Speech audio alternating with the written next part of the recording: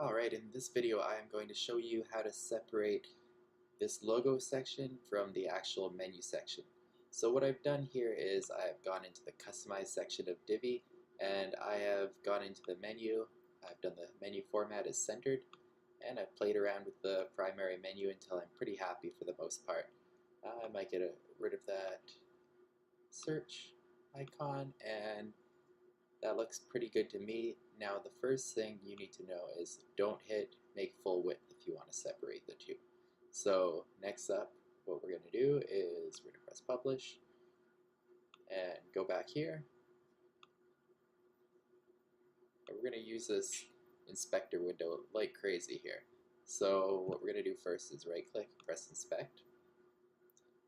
This is going to show how much padding we have. So we're going to try to divide that up a little bit. So I'm going to say 25 pixels for the bottom, and then padding for top is going to be 25 pixels. So that's our first set of CSS that we want. So we're going to copy that section. Make sure you only copy the section that's bolded out, because you don't need to copy like the light gray areas.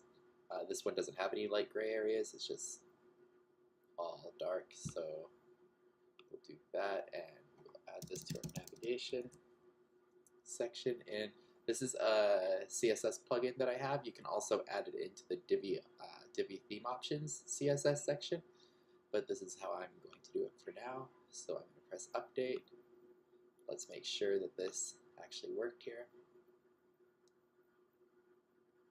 And it doesn't seem to have worked. So what's happening right now is this is why you got to make sure that you don't put it into the full width, is because it's going to put important in a bunch of things and then you won't be able to change it. So what we're going to do to change this is we're going to add the important element to it. So we just do exclamation mark important, and I'm going to do that for both. Press update. And now let's see if that has worked. And it has. So now the next thing we're going to try to get is figure out what's with this bar above.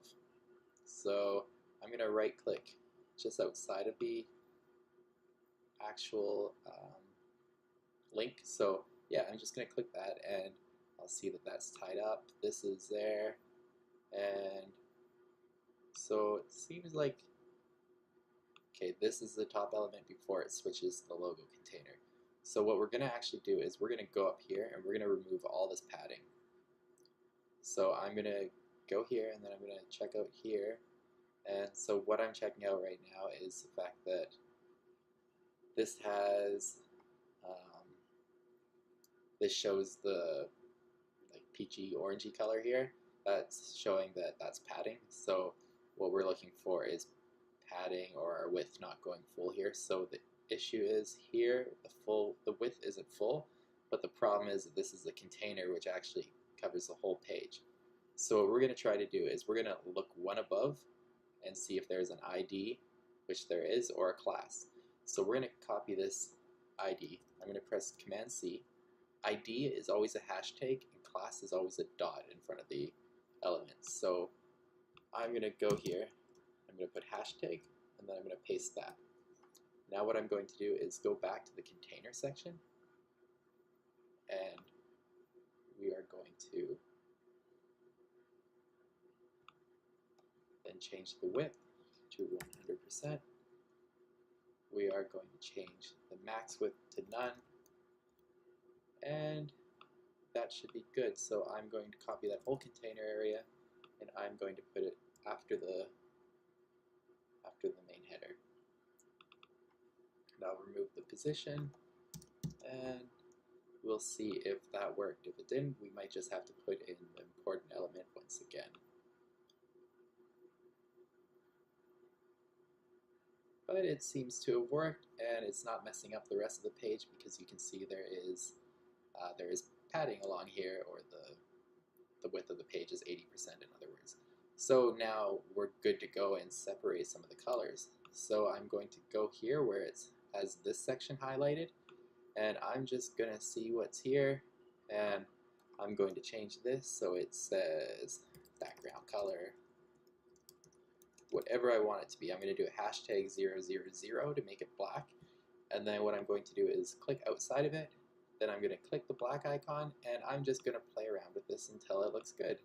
So I might just do it a few shades off of that, or I might change it a little later on. That's looking kind of cool though. And there we go. We have a separate section between the logo container and between the actual menu. So this is another cool way that you can style Divi so it just looks a little bit different than a lot of the other Divi sites that are out there, and it's nice and simple to do. So let's just update that and make sure that it actually went through.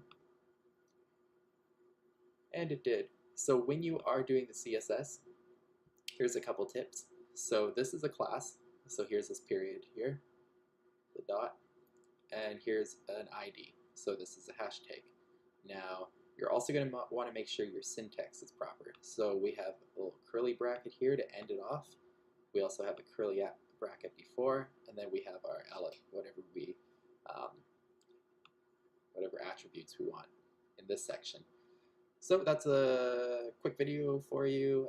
Well, it was somewhat quick, and it's gonna help make your Divi pages stand out a little bit. So I hope you found that useful. If you did, give me a thumbs up on YouTube and subscribe. I'm gonna come up with more, and also check out the new page that I've just started, which is Divi Scholar, and I'm gonna do free tutorials on it, lots of layouts as I'm doing websites, and yeah, free little freebies here and there. So check out the website, and I will see you next time.